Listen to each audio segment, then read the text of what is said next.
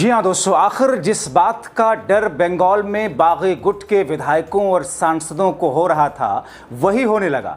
आखिर क्यों अचानक भारतीय जनता पार्टी के नेता और मुख्यमंत्री शुवेंदु अधिकारी बागी गुट के नेताओं के खिलाफ एक्शन लेने लगे?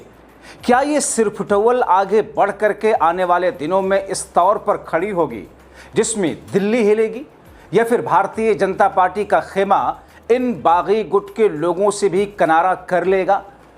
दोस्तों, बड़ा दिलचस्प मोड़ देश की राजनीति में और ख़ास तौर पर बंगाल की राजनीति में इस वक्त सामने आ गया है, क्योंकि मुख्यमंत्री शुवेंदु अधिकारी ने कुछ ऐसे कदम उठाने शुरू कर दिए हैं जिसकी बुनियाद पर यह कहा जा रहा कि बागी गुटों की अब तो खैर नहीं।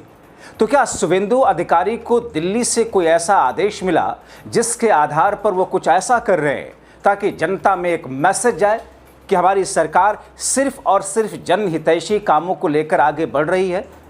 दरअसल दोस्तों, हुआ क्या है दोस्तों, अचानक ऋतुव्रत बनर्जी के खिलाफ शुवेंदु अधिकारी सख्त हो गए, उनकी सरकार सख्त हो गई। हालांकि ऋतुव्रत बनर्जी की बगावत से शुवेंदु को फायदा तो हुआ, लेकिन अब ऋतुव्रत गुट सरकार के निशाने पर आ गई। है ना चौंकाने वाली खबर? दोस्तों, आगे और देखते जाइए, सुनते जाइए कि कितनी चौंकाने वाली लाइनें, कितनी चौंकाने वाली कड़ियां इस बीच में अभी से सामने आनी शुरू हो गई हैं।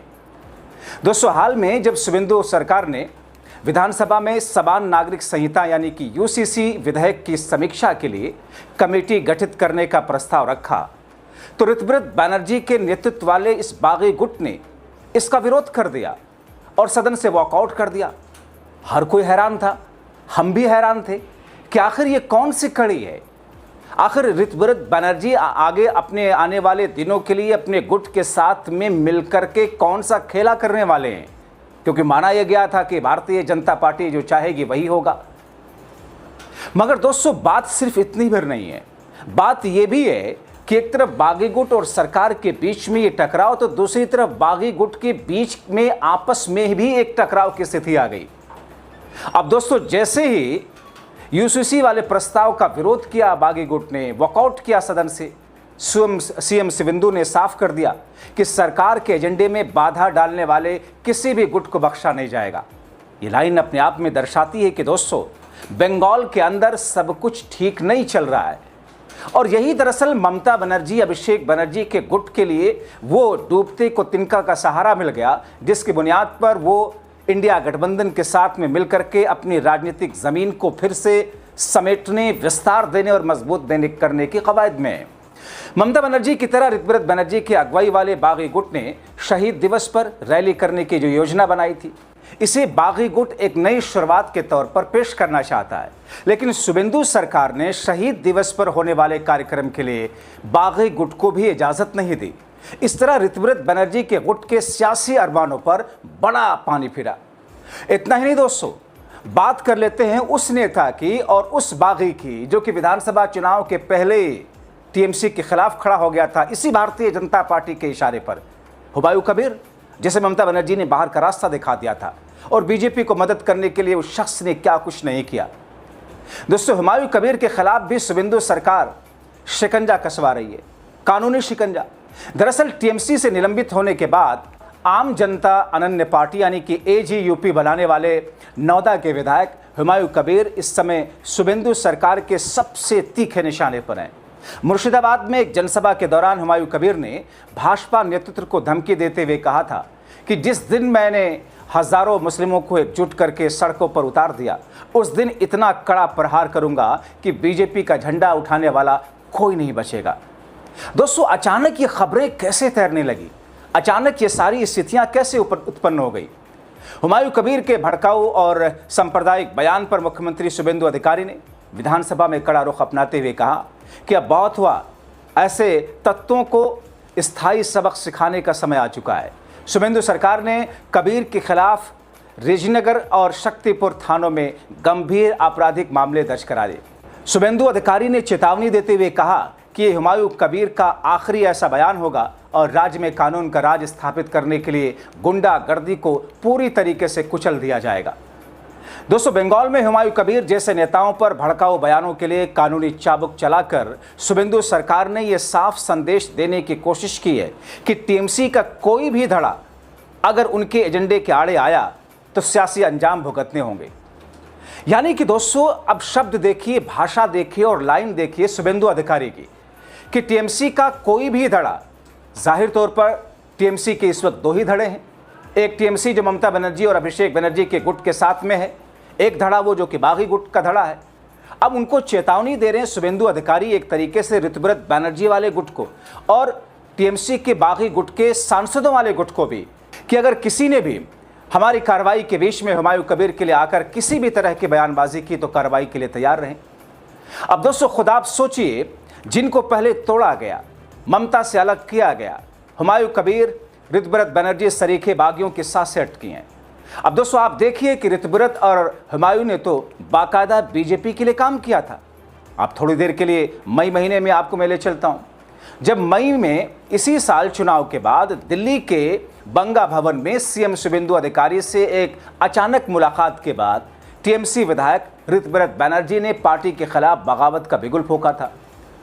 अभिषेक बनर्जी के बढ़ते प्रभाव से नाराजगी की बात कहकर ऋतुव्रत ने 60 विधायकों को अपने साथ मिला लिया था और विधानसभा में खुद को असली टीएमसी बताते हुए विपक्ष के नेता की कुर्सी भी हासिल कर ली थी।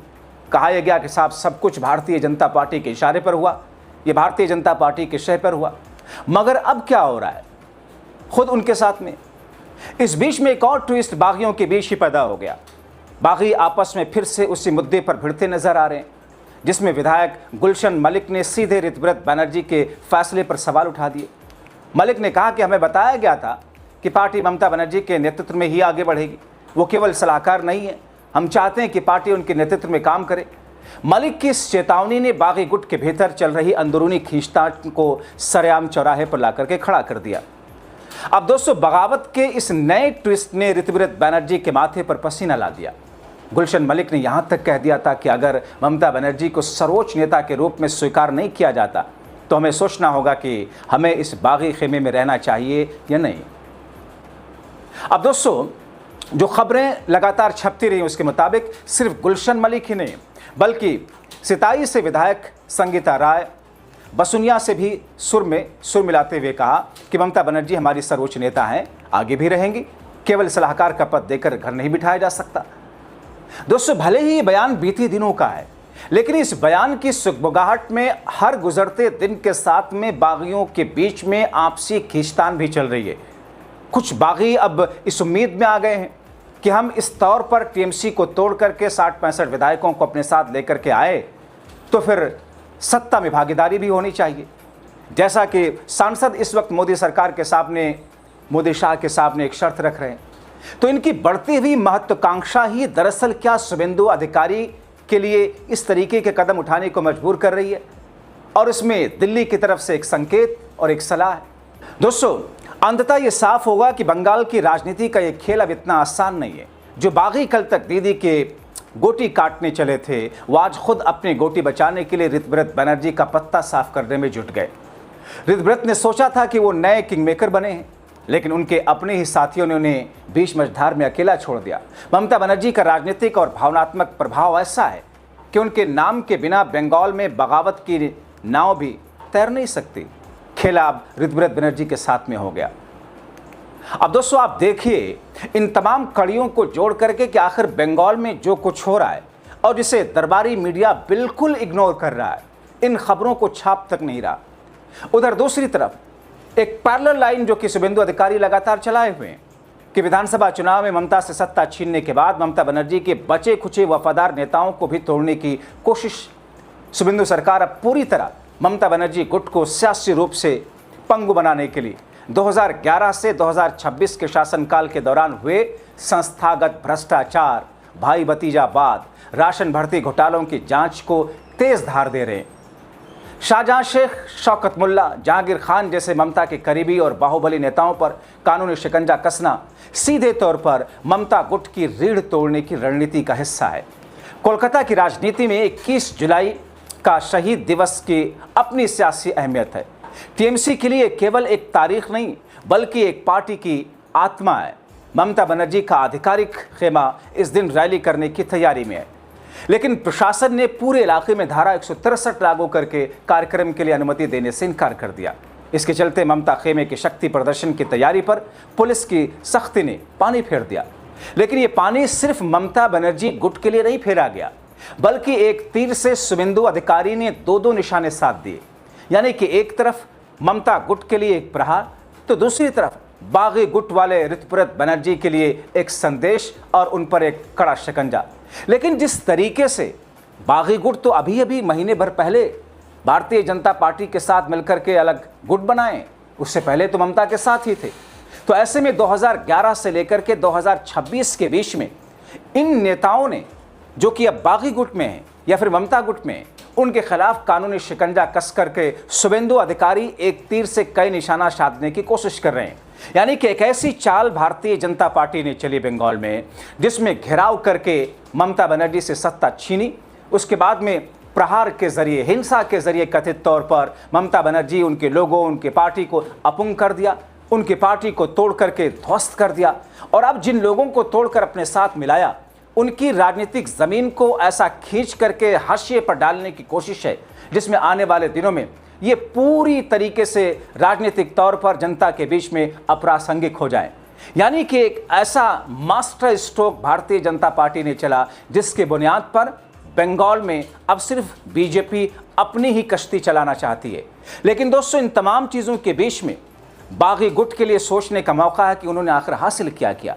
दूसरी तरफ बागी गुट के भीतर में जो सिरफुटबुल की स्थिति है, इन दोनों कड़ियों को अगर जोड़ें तो ममता बनर्जी, जो अभी तक बड़ी आसानी के साथ में, नरमी के साथ में ठंडा करके खाने की फिराक में बैठी हैं, दिल्ली में 10 जनपद से मिल करके, उनके लिए अब धीरे धीरे ऐसी कई सारी कड़ियाँ मौका देने की तरफ ले जा रही हैं, जिसमें ममता की सियासी ज़मीन फिर से वापस आने की तरफ एक ट्रैक के तौर पर सामने होगी। ऐसी स्थिति में दोस्तों, आपको क्या लगता है? अपनी राय कमेंट बॉक्स में ज़रूर लिखें।